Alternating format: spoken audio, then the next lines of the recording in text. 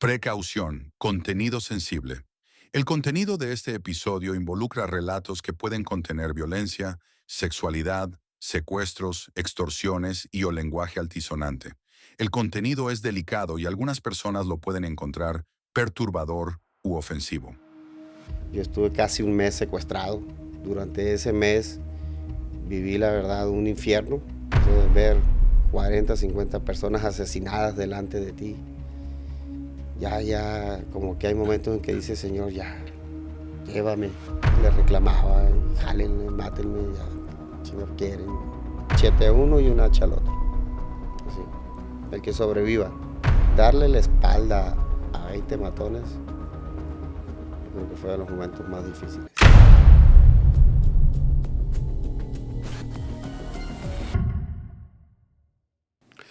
Amigos, bienvenidos a su nuevo podcast, El Hubiera No Existe.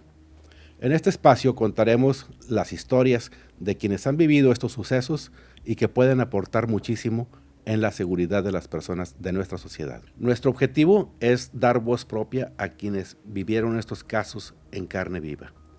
Conocer cuáles fueron sus experiencias, cuáles fueron sus impactos y sobre todo qué podemos obtener de aprendizaje precisamente de este tipo de casos. En México se reportan más de 3 casos de secuestro por día. La mayoría terminan en silencio y otros en tragedia. Pero hay historias que por más increíbles que parezcan, merecen ser contadas. El capítulo del día de hoy se llamará Del infierno al Everest. Y tenemos un invitado muy especial, Orlando Castro. Él es un personaje que ha vivido una cruel historia desde un principio, donde fue víctima de un secuestro. Esta circunstancia lo llevó posteriormente a fijarse una meta, a subir el Everest. Todo lo que sucedió en este paso es lo que el día de hoy contaremos. Orlando, bienvenido, siéntate en tu casa. El día de hoy contaremos tu historia de una manera muy libre. Puedes ampliar en todo lo que tú quieras mencionar. Y bueno, pues adelante, te queremos conocer. ¿Cómo estás? Muy bien, Víctor. Primero que nada, agradecerte el momento, este espacio, estar aquí es un gusto, saludarte nuevamente. Pues como tú lo dices, a veces tristes, desafortunadamente, los sucesos que suceden en nuestro país como un secuestro son eventos eh, pues traumáticos, que sea cual sea el desenlace que tenga, siempre dejan consecuencias, secuelas, no solo para las personas que lo vivimos, sino para las familias que están viviendo ese momento en lo que nosotros estamos secuestrados sin saber qué está sucediendo afuera. Que muchos de los casos es lo más preocupante, no es lo que estamos viviendo nosotros, la víctima, sino pensar qué está sucediendo con tu familia. Pasa por tu cabeza muchas cosas, empiezas a decir el por qué estoy aquí, por mí, por algo, por la familia, a veces por temas económicos, a veces por diferentes circunstancias que ni te las imaginas. Pero yo creo que un secuestro te marca la vida por completo. Es algo, es un suceso que no lo superas.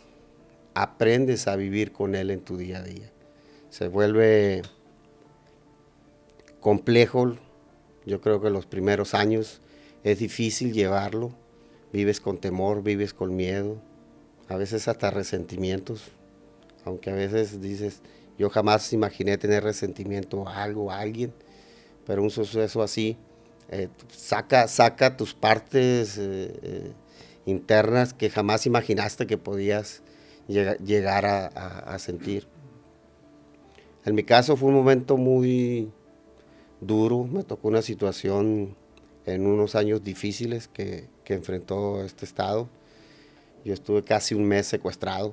Durante ese mes viví, la verdad, un infierno, la crueldad de ver cómo sin titubear le quitaban la vida a las personas, desde cortarles una cabeza, un brazo, vivos, desde entre ellos mismos, desde entre grupos rivales, pleitos con las autoridades. Entonces, pasas momentos, situaciones en que solo pasa por tu mente el decir, Señor, ayúdame. ¿Pensando en quién? Más que en uno mismo, en la familia, en lo que está sucediendo afuera. Nosotros decimos, pues hemos vivido de todo en la vida y si un día me tengo que ir, pues me iré. Pero me parecería injusto, doloroso, saber que algo le puede pasar a tu familia en lo que tú estás secuestrado. Yo creo que eso para mí era los momentos más difíciles, de las cosas que más pasaban por mi cabeza, porque obviamente no duermes, estás piense, piense y piense, y llegan los momentos en que te entra la desesperación porque pasan los días.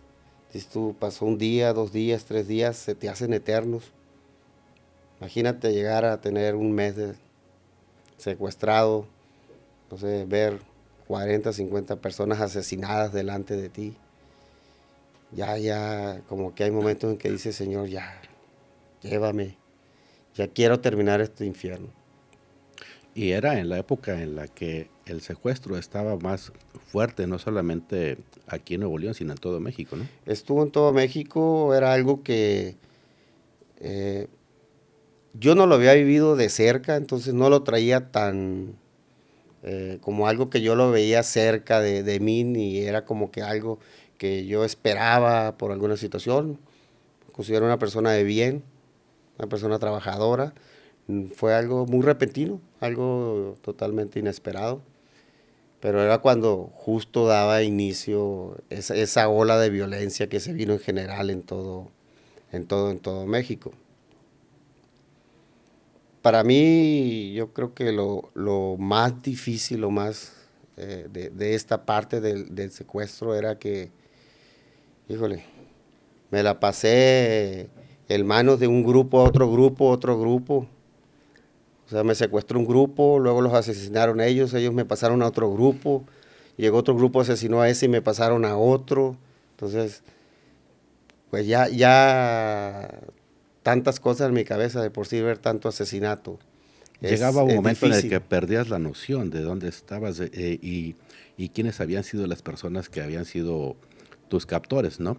En ese tiempo yo recuerdo que incluso había grupos delincuenciales que maquilaban el secuestro y eran unos los que privaban de la libertad, eran otros los que operaban el cautiverio y eran otros los que cobraban. Era esa forma de organización, me imagino que eso sufriste. Yo les ponía atención, obviamente trataba de escuchar todo, y sí, así se dividían.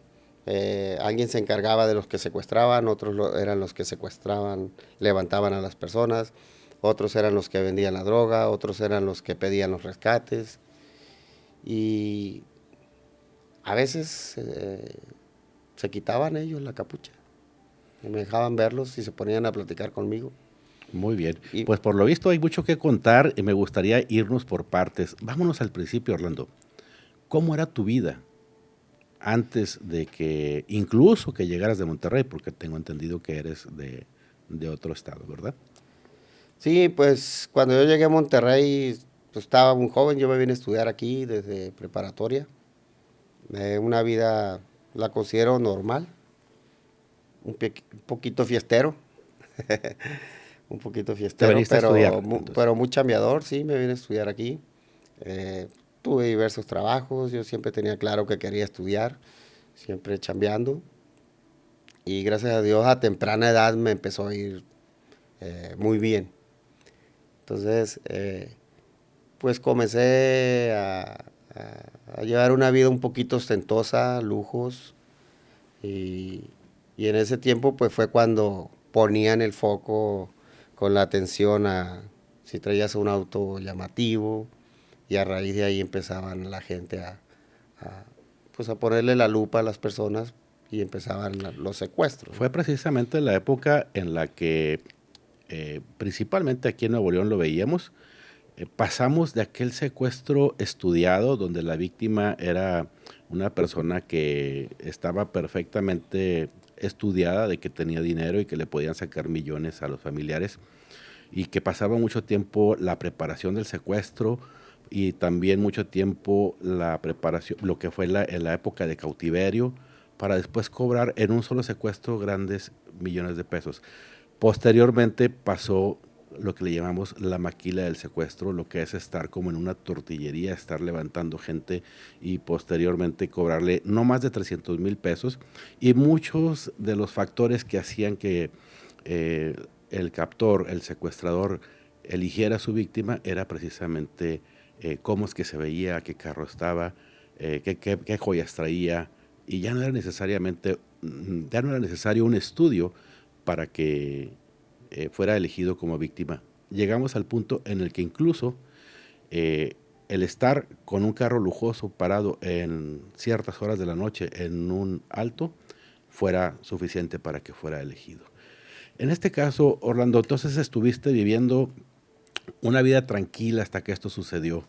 Recuerdo que me comentaste por ahí que tu hermano influyó mucho para que te vinieras a estudiar a Monterrey. Sí, mi hermano mayor fue el que me trajo a brindarme esa oportunidad de estar aquí, de estar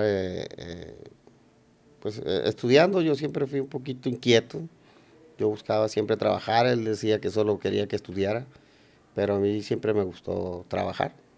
¿Qué estabas estudiando? Electrónica y comunicaciones. Cuando recién llegué, entré a la preparatoria, llegué siendo menor de edad. Y luego, pues yo comencé a trabajos, y antes de terminar la carrera, yo ya era director de una empresa. Ahí, pues, comenzó la vida un poquito ostentosa. Como tú lo dijiste, lo mío fue algo no estudiado, sino que llegué a un restaurante en un auto muy llamativo y preguntaron, ¿quién trae este auto? Y yo, sin, sin pensar lo que iba a suceder. Y de ahí, a la cajuela. Como dicen, en el lugar equivocado y en la hora En equivocada. el lugar equivocado. Así fue como sucedió. Eh, pues de ahí las cosas dijeron, no, ¿sabes qué? Pues es un tema de dinero, te vamos a soltar. Pero pues se fueron complicando las situaciones porque a mí me llevaron pues fuera de la ciudad, fuera de la ciudad. Y ahí fue donde empezaron, pues había pues el tema de varios cárteles en la ciudad y lo que te comentaba, o sea, apenas estabas negociando con unos cuando ya los exterminaban y llegaban otros, y ¿tú por qué estás aquí? Y empezaba otra negociación y a los días los desaparecían y llegaban otros y eso fue lo más complicado que se fue. Pero digo, quizás, tal vez también fue lo que me salvó la vida, ¿no? Claro. Quizá tal vez los primeros, si lo hubiera pagado, me hubieran asesinado, porque había personas, habíamos como 50 secuestrados, que pagaron sus familias los rescates y aún así les quitaban la vida, solo porque se les daba la gana. ¿Cómo fue tu captura? Es decir, me refiero, ¿qué sentiste en ese momento cuando de repente viste personas desconocidas que estaban frente a ti y tú ante una situación inesperada en ese momento iba a cambiar tu vida? Yo en aquel tiempo usaba BlackBerry, ¿lo recuerdas? No me lo quitaron porque me echaron a la cajuela del auto y en lo que me llevaban el auto agarré el BlackBerry y escribí a un contacto y le dije, me acaban de secuestrar, no respondas. Y él me puso ok y hizo plic el BlackBerry. Se pararon y ya me lo quitaron. Y de ahí ya pues, no sé, pasó como 1 hora y media en que yo sentía el avance del auto en la cajuela. Hasta que Pensaste en tu ya, familia, obviamente. Pensaste en tu familia. claro, pues iba pensando en mil cosas, ¿no? Entonces ya llegamos a un punto donde me bajaron. Bueno, abrieron la cajuela, dijeron, ahorita todo va a estar bien, güerito, me decían ellos, va a estar bien, ahorita viene el jefe, solo quiere platicar contigo. Me imagino que lo hacían para que estuviera tranquilo, ¿no? Pero el Y trato en sí no era ni al principio agresivo. normal, ¿Hubo sí, ya, golpes? eh, al segundo día. Pero al principio cuando te No, capturaron no. Cortés, y te traemos un sanduchito, tienes hambre, que no sé qué. Y pues, me imagino que lo hacen para que no trates de escapar, en lo que te llevan al lugar donde ya te van a tener con todos los demás que te cuidan, ¿no? ¿Cómo era el primer lugar al que te llevaron? Pues era un poblado, pero estábamos a las orillas de un poblado como a 1 hora de aquí de Monterrey. O sea, ¿estaba al aire libre o Estaba al aire libre, era como un monte? era un monte. De ahí me trasladaron a otro lugar que ¿Cuánto era, tiempo estuviste ahí? no, ahí fue horas nada más, tema de unas 2 horas yo creo. Ok. Después me trasladaron a otro lugar que también, pues era ya un poquito hacia la sierra, hacia las montañas, donde ahí ya era bodegas, unas bodegas. Ahí es donde ya me llevaron a mí y ya tenían a mucha gente ya secuestrada ahí. ¿Cuántos contabas? Pues yo creo que cuando llegué había como algunos 10, 12, de repente veías 13, 14, de repente asesinaban a varios, ¿Y traían podías a platicar más. con ellos o no te lo permitían? Los primeros días no. Ya como el día 15 que ya, perdón la palabra, ya me daría madre, ya estaba fastidiado y de malas. Y hasta, Como que rompiste las reglas. no, pues le reclamaba y jálenle, mátenme, ya chingados quieren, y mil cosas. Pero bueno, entonces después de ese segundo lugar de la bodega te llevaron a un tercer lugar.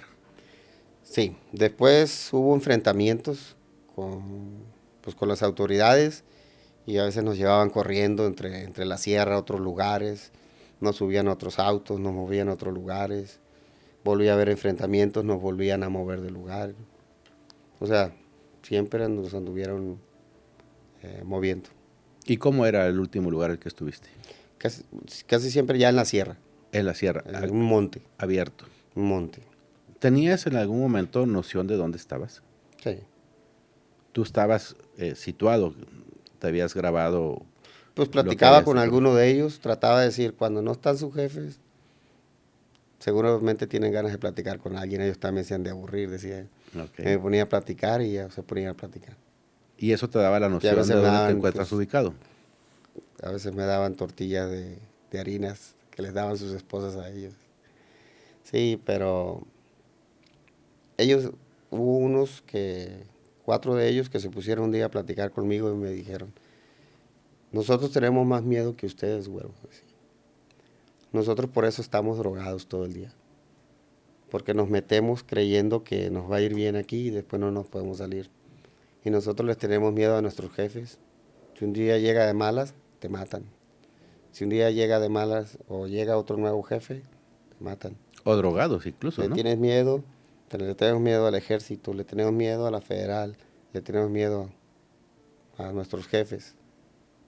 Dice, nosotros ya vivimos más miedo con ustedes, por eso nos drogamos todo el día.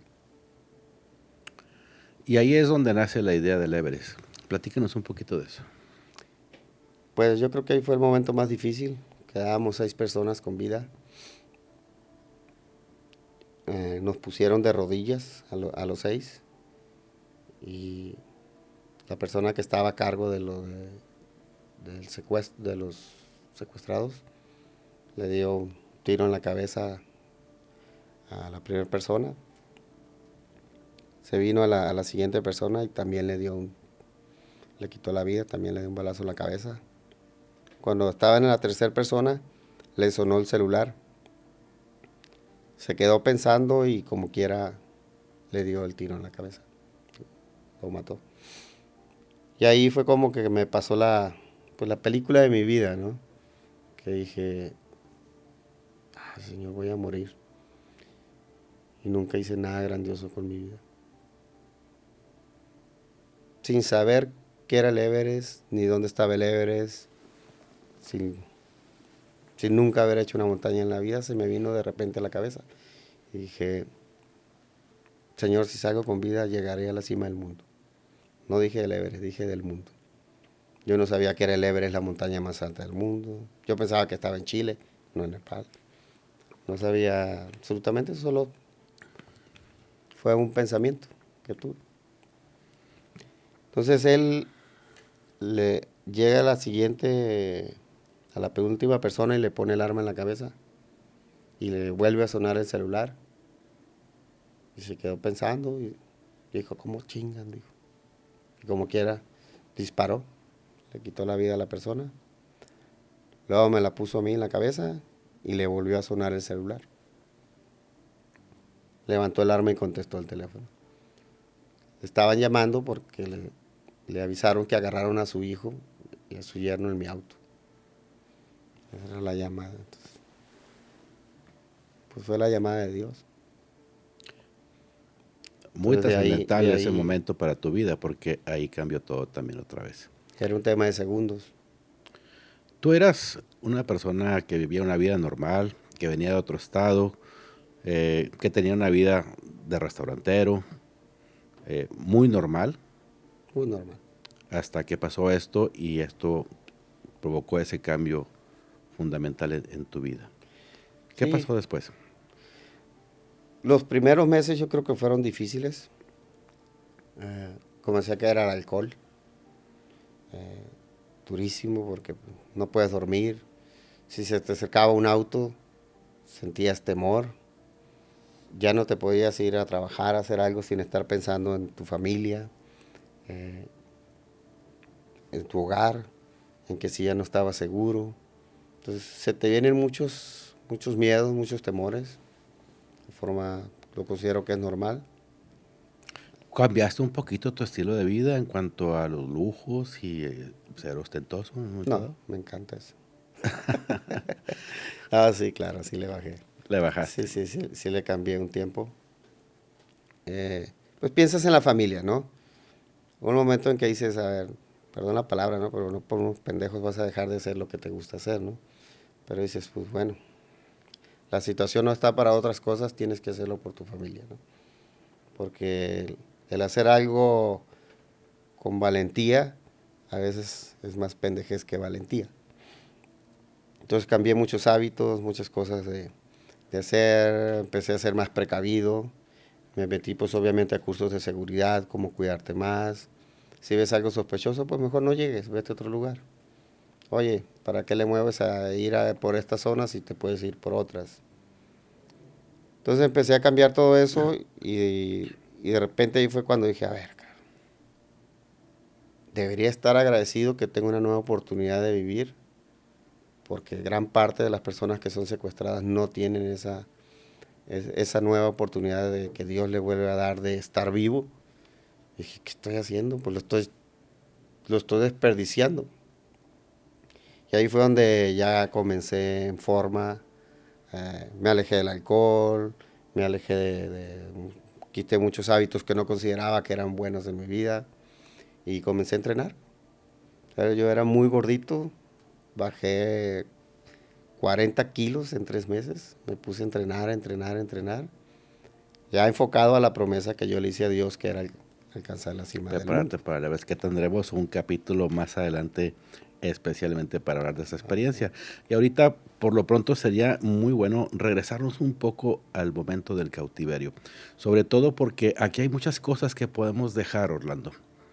Hay muchos consejos que se pueden dar. Digo, lo menos que deseamos es que alguien sufra una circunstancia de estas, pero cuando sucede, estás en blanco y no sabes qué hacer. Nadie te dio un manual, un consejo de cómo sobrevivir a ese cautiverio, cuáles fueron las circunstancias que a lo mejor se dieron para que una persona sobreviva a una situación como esta. Por ejemplo, los manuales dicen, nunca voltees a ver a los ojos a tu secuestrador, porque si resulta que esa persona es conocida, estás asegurando realmente que el resultado no sea tan bueno, ¿no? Esa es una de ellas. Otra también que ayuda mucho y puede ayudar a las demás víctimas que se encuentran en cautiverio contigo para poder reconocer el lugar, es poner mucha atención a todos los detalles del lugar donde te encuentras. Muchas veces una debida descripción del lugar en donde está el secuestrado, que muchas veces puede ser también una pieza de el baño, por ejemplo, y tantas horas de cautiverio hacen que la víctima pueda memorizarse todos los mapas que se dibujan de manera natural en el techo, por la humedad, en el azulejo, las caras que a simple vista no se ven, pero que después se forman cuando les pones atención, los dibujos que de ahí se forman, de qué color está hecho el azulejo, en dónde estaba la mancha de sarro, Todos esos detalles son muy importantes. Pero en tu experiencia personal, ¿qué es lo que tú más recuerdas de ese cautiverio que crees que haya sido factor para que sigas con vida aquí con nosotros? Para mí fue un tema difícil por lo que te comentaba de tanto cambio de personas. Pero lo que yo siempre hacía era ponerles atención. Yo les escuchaba para ver de qué música hablaban, porque se ponían a hablar de música, si se ponían a hablar de chicas. Y yo siempre, decía yo, me la voy a jugar a hablar del tema que ellos estaban hablando. Y cuando hablaban de una música, le decía yo, ah, ese artista canta chingón. Ah, ¿te gusta, güero? Sí, trataba yo como que de establecer una Se llama comunicación. empatía. La empatía con el secuestrador es muy importante. Ese es un detalle que siempre es muy recomendable, que el secuestrador, en primera, te considere una persona. El hecho de que te considere una vida, que conozca tu nombre y que eres un ser humano, es un factor que ayuda muchísimo para que, pues a lo mejor, el trato sea mejor y sobre todo, pues que puedas conservar la vida, ¿no? Yo eso era lo primero que buscaba, era el que me dejaran de golpear, ¿no? Entonces, como dices, ser empático con ellos, pues, dices tú, pues tienes que ser más astuto que ellos también, cara. Por supuesto. Tienes que serlo. Entonces, esa primer parte sí se lograba y sabía cuando llegaban superiores de ellos, no les dirigía la palabra, porque si no sabía que después Los ibas a comprometer. los iba a comprometer y iba a volver a donde iniciaba. Y cuando O te sentía lo que cambiaban apenas, también. pues, también, y cuando apenas sentía que había ya una empatía entre ellos, pues sucedía los cambios que te decía. Llegaba otro grupo y ese grupo así, nos aniquilaban a los que estaban y se quedaban los otros. Y empezabas el proceso nuevamente. Pero sí, es tratar de poner atención a escuchar para ver qué puedes platicar con ellos y hacer que eso los vuelva un poco más considerados, que a veces pues andan tan drogados que un día antes podían platicar bien contigo y el otro día ni se acordaban de ti. ¿En algún momento pensaste en escapar? Sí. De hecho corrí varias veces. ¿Corriste? Sí. Platícanos. Pues había veces en que ya algunos se sentían en confianza y me quitaban la capucha, banda, la que me ponían, y hasta me daban del lonche que ellos traían ahí.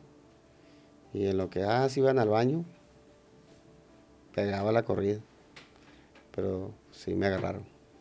¿Estabas completamente libre? ¿No estabas atado a ninguna parte? Ellos me ataban cuando llegaban sus jefes.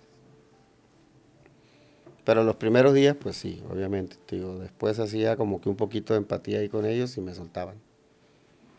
Después cuando llegaban los otros, pues me volvían a amarrar. Y después, pues me soltaban. Así fue un proceso de, yo creo que como 6 bandos diferentes que hubo de cambio ahí. Y nos cuentas que casi al final del cautiverio tuviste oportunidad también de intercambiar con los otros secuestrados. ¿Qué historias conociste ahí? ¿Recuerdas que hubo el tiempo de los pues, que era muy sonado el tema de los radios, ¿no? Entonces había un niño, que creo que tenía unos 17 años, su papá tenía 2 autobuses de pasajeros, y solo porque estaba hablando por radio llegaron y lo levantaron y que era de otro grupo. Aún así pidieron rescate, pagaron el rescate al muchachito y aún así lo asesinaron. Pero una de las Recordemos, cosas que me dolió mucho ver eso. Se le veía la nobleza al niño.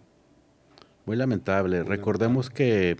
que en esa época el secuestro, decíamos, se convirtió de ser un tema de secuestradores a un tema generalizado de delincuencia organizada que se convirtió en un momento dado en una fuente de ingresos muy importante para sostener precisamente las nóminas y toda la operación de la delincuencia organizada.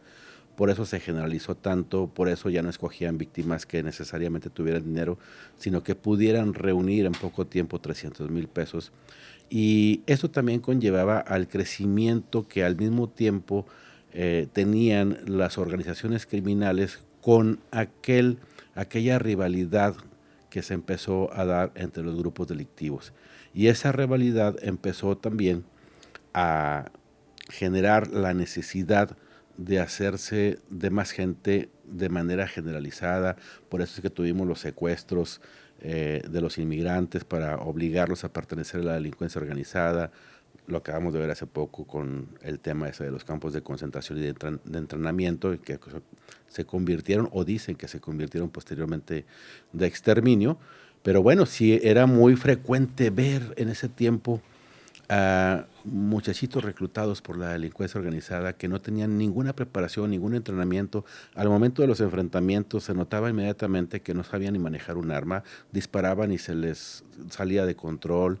Y entonces también la permanente zozobra entre ellos mismos de las rivalidades y de ver enemigos en donde a lo mejor no había, provocó muchísimos levantamientos de personas que seguramente era uno de los casos que tuviste en este caso lamentable del niño. Pasan dos cosas, Víctor, que hay que entenderlo también, ¿no? Hay mentes débiles en los jóvenes. A uno de los jóvenes ahí, él lo estaba platicando, fue uno de los que lanzaron una granada y le quitó la vida a 9 personas. Y le preguntó a uno de sus compañeros cuánto le habían pagado por lanzar esa granada. Dijo, 900 pesos por lanzar una granada a las personas. Pero lo veías en su rostro que ni arrepentido estaba. O sea, hay gente que trae mala sangre, hay que entenderlo también, ¿no? Dentro del secuestro, en los secuestradores, hay gente que sí se meten pensando que es diferente y hay quien sí tiene mala sangre, ¿no? Que sí son malas personas. O sea, un día llegó un nuevo encargado y le dio un machete a uno y un hacha al otro.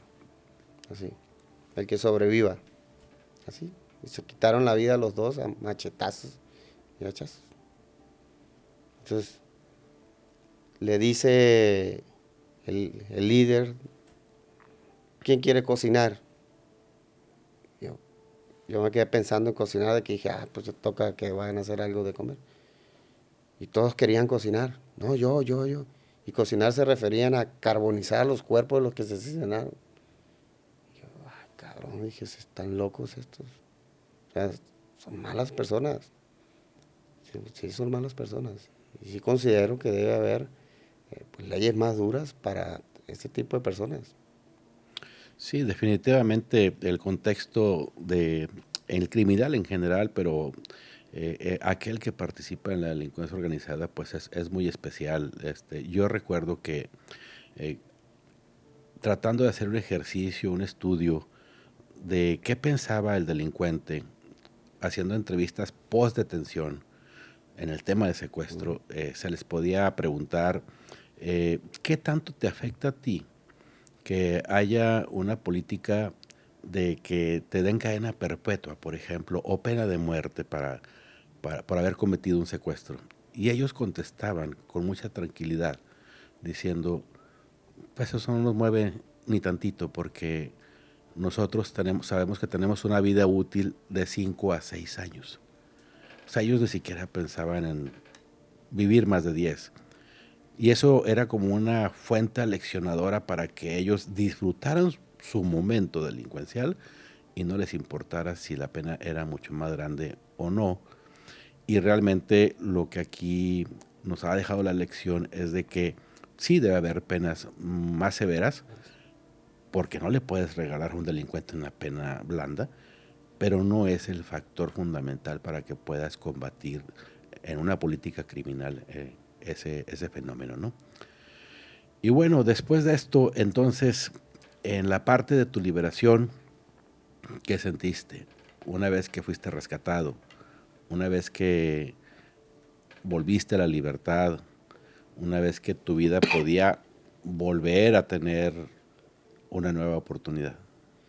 Mira, el momento de la liberación, yo creo que fue el momento de los más difíciles, ¿no?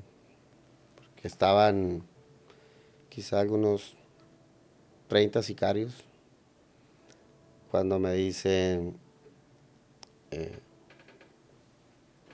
vete, güerito, vas a ir a quitar la denuncia. Te voy a dar la confianza, pero te voy a vigilar. Y vas a ir a quitar la denuncia para que suelten a mi hijo por lo de tu auto. Lo del robo del vehículo. Sí. Darle la espalda a 20 matones, yo creo que fue de los momentos más difíciles. Caminar, no sé, 30 metros donde estaba la camioneta donde me iba a subir y me iban a llevar, fue lo más difícil. Cuando me subí a la camioneta, todo ese trayecto hacia la ciudad donde me iban a llevar, pues te van pensando mil cosas porque pues ya un mes secuestrado, sin saber nada qué había pasado afuera durante ese mes. O sea, eso era lo más difícil, ir pensando y qué pasó afuera, y la familia, qué ha sucedido. A mí me dejaron a las orillas de Monterrey. Agarré un taxi que me quiso llevar. Y yo creo que ese momento fue el más largo, el llegar a mi casa para ver qué había pasado con mi familia. ¿A quién fue la primera persona que tú le hablaste cuando te liberaron? A mi hermano. Para entonces también toda tu familia ya estaba en Monterrey, a la expectativa de que fuera a pasar. No, yo estaba fuera de Monterrey. Estaban fuera de Monterrey. Yo estaba fuera de Monterrey. Pero estaban comunicados, Sí, ellos claro. estaban sabiendo. Le hablaste a tu madre Sí, para informarle lo que había pasado, que ya estabas bien. así. Pero me quedé me acerqué a las autoridades, obviamente. No te puedes ir y dejar a medias las cosas porque luego no vas a vivir nunca tranquilo. Entonces yo me acerqué a las autoridades, obviamente pues, se platicó todo lo sucedido y poner las respectivas denuncias y todo lo que corresponde hacer, del deber ser como ciudadano. Y lo sigues haciendo, ¿no? A través de las conferencias que ahora impartes. Yo creo que es un sentido social de, pues, no necesariamente una deuda o que le debas algo a la sociedad, pero tú sientes la responsabilidad de poder retroalimentar a las personas sobre esto. Claro, ¿no? Porque como te lo dije al inicio, cuando te sucede un evento traumático, puedes tomar el camino incorrecto. Siempre tienes una bifurcación en el camino de tu vida, decir, me sucedió esto y por eso estoy aquí.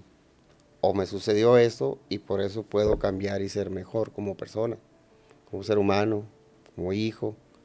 Porque a raíz del secuestro fue que dejé de hacer muchas cosas. Que a veces hasta me ponía a pensar y decía yo, quizás si no me hubieran secuestrado ya estuviera muerto. Por el tipo de cosas que yo hacía. Por supuesto. Era una persona que le gustaban las aventuras, las velocidades, las motos, los autos, correr como loco a veces. Y a raíz del secuestro cambié muchas cosas y mi vida se volvió, aparte más tranquila, pues considero que pues, ha sido una vida más exitosa, más apegado a la familia, más responsable, más cauteloso. ¿Qué le dices ahora también a tu hija sobre esto que pasó? Fíjate que no lo toco el tema del secuestro. No lo platicas con ella. Solo. Pero ella sabe lo que pasó. Estaba pequeña, pero yo le explico, le platico mucho de los peligros que hay, cómo tiene que cuidarse, porque ella tiene que vivir su vida ahora, ¿no? Entonces, trato de decirle todo lo que puede suceder si ella no se cuida, porque pues no voy a andar con ella en todo momento, ella necesita su espacio, necesita su vida, pero yo la tengo que aconsejar de los riesgos y los peligros que hay. ¿Para qué? Pues para que se vuelva una persona más precavida. Que hoy en día una mujer pues tiene que ser mucho más cuidadosa. Y platícame cómo compartes esto con la demás gente. Es decir, tus familiares, tus amigos, tus propias conferencias que das. ¿Qué mensaje quieres mandar? Yo siempre digo que hay no todo lo puedes controlar en la vida, pero hay cosas que tú puedes prever y las puedes evitar. Desde cómo está la situación hoy en los jóvenes, la vida tú sabes que está muy acelerada, muy alocada. Existe mucho la tentación de las drogas, los antros, la hombría de decir, yo voy a hacer esto porque si no van a decir que soy un miedoso, que no... Y hacen cosas que a veces un error de una sola ocasión te puede marcar la vida para siempre. Yo siempre les digo a los jóvenes que tomen el camino correcto, que la piensen 2 veces y sobre todo lo importante de con quién te juntas. Definitivamente. Nuestra juventud cada vez está más expuesta. Los índices delictivos siguen muy fuertes, pero definitivamente creo que en nuestro entorno está que cada quien hagamos lo que tengamos que hacer con nuestros seres queridos, ¿no? Es bien importante el medio del que se rodea, ¿sí? O sea, yo siempre digo, pon atención a tus amistades. Y tienes tu grupo de amigos y esos amigos te presentan nuevas amistades y tienes que ponerle atención a esas nuevas amistades. Porque si tú ves que alguien no anda en buenos pasos, pues te va a llevar en la bola. Te va a enredar o aunque no lo quieras, puedes estar en el lugar incorrecto por estar con esas personas. Entonces tienes que cuidar tu círculo de amistades. Y hoy en día lo que más se tiene que cuidar es el respeto a los padres. O sea, no nos dicen las cosas nomás porque sí. Yo ahora que soy padre, pues entiendo las regañadas que me daban porque si tienen razón siempre los papás. Entonces eso de, ay, ya me van a llamar la atención. Ay, ya están fregando a mis papás que me vaya temprano a casa. Claro que se vale divertirse, pero todo tiene un equilibrio, ¿sí? Pero también tiene que haber un respeto hacia el hogar y hacia la autoridad que son nuestros padres. Eso falta mucho hoy en día en la juventud, el respeto al hogar de los padres. Y obviamente también en muchas de tus actitudes esto te cambió. ¿Te volvió más desconfiado con la gente? No, solo precavido. Si yo veo a alguien y voy a decir la palabra así, porque hay ingenieros que conoces, arquitectos, y, y la vestimenta de hoy en día que se quieren vestir como delincuentes, a pesar de que son personas de bien. Yo nada más por eso les pongo una cruz y mejor le doy la vuelta. O sea, yo creo que es muy importante ahora que sí le pongas atención a los aspectos de las personas. Y la pregunta iba un poquito enfocada a esta.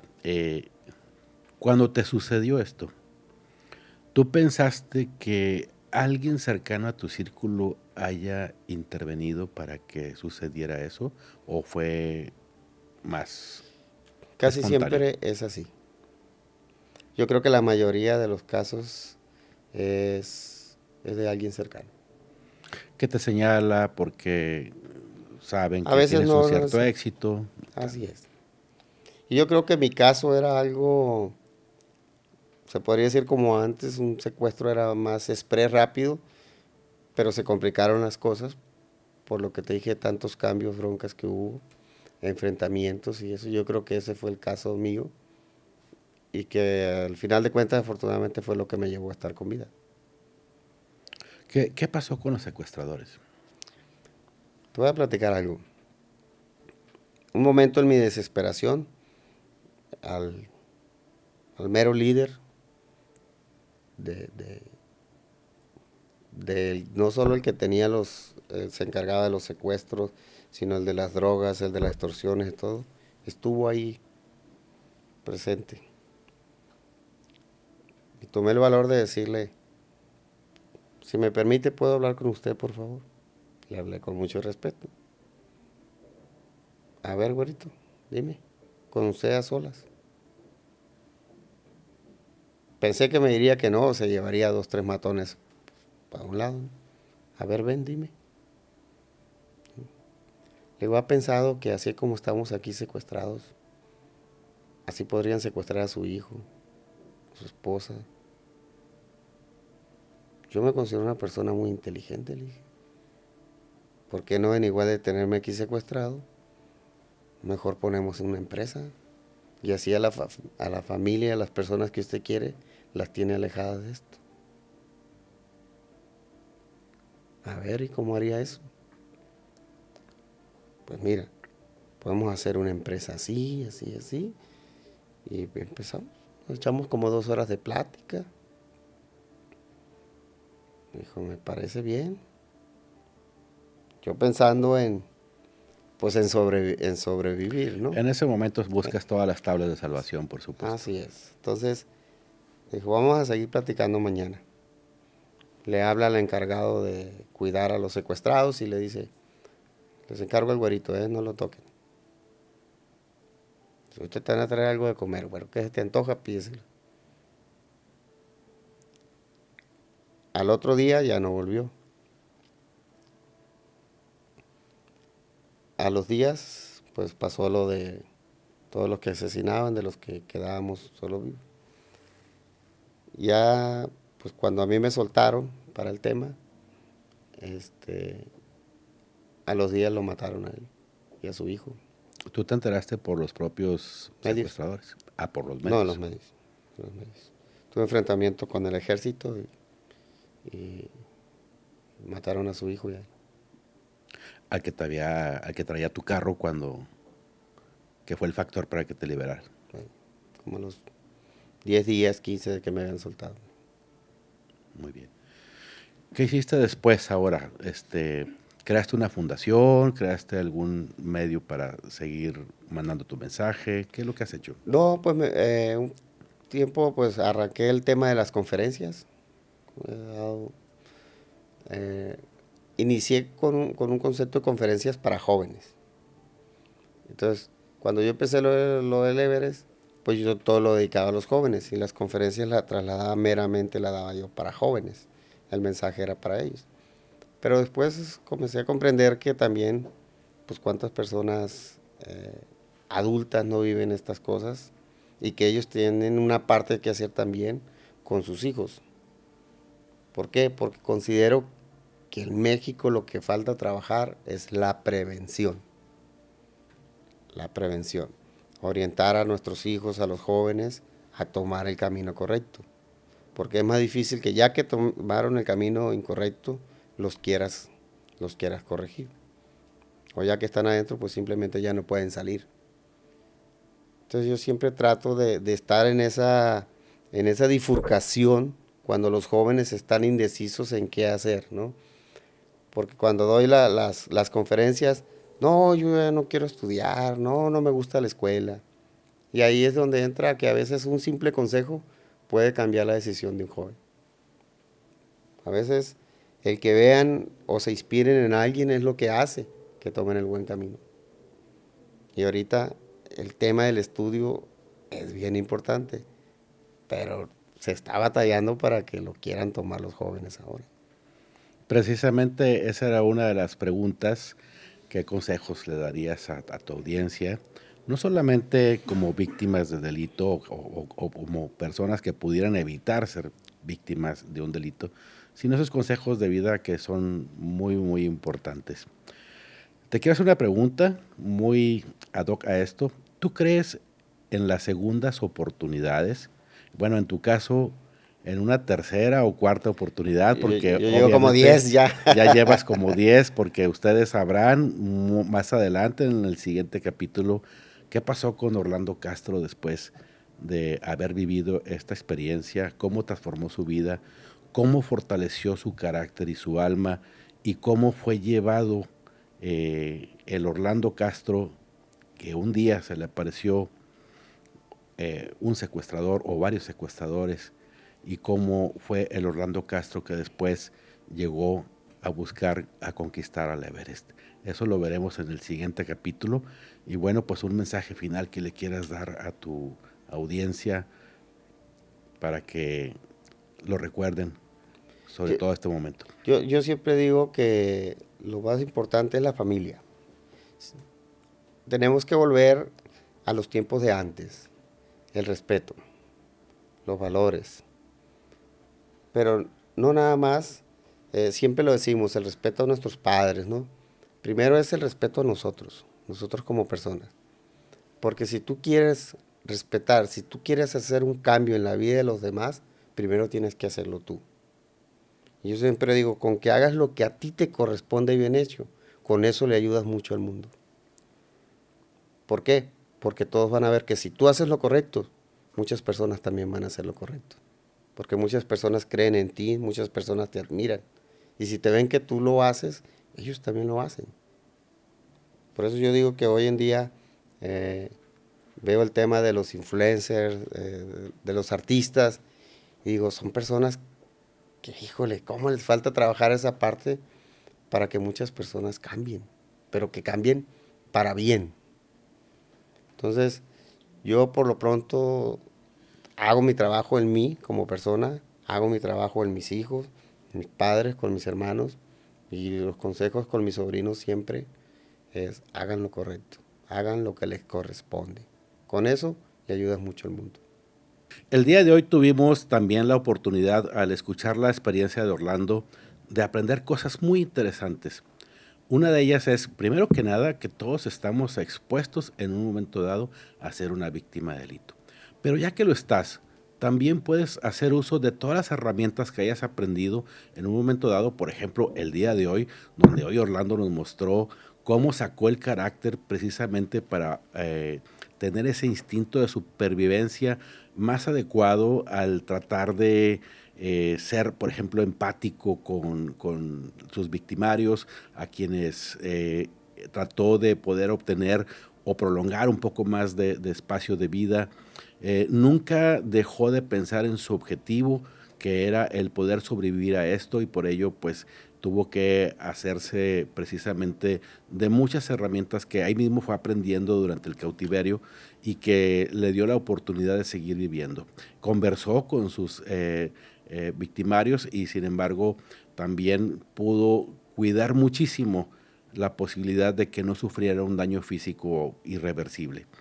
Posteriormente también aprendemos que todo lo que él ha vivido lo ha podido llevar en una retribución a la sociedad para que pueda esta sociedad también autocuidarse. Él ha contado las experiencias de cómo ha sucedido desde su privación de libertad hasta cómo fue su liberación.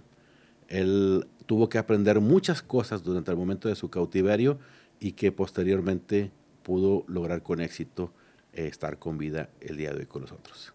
Orlando, pues te agradecemos mucho que hayas estado el día de hoy con nosotros.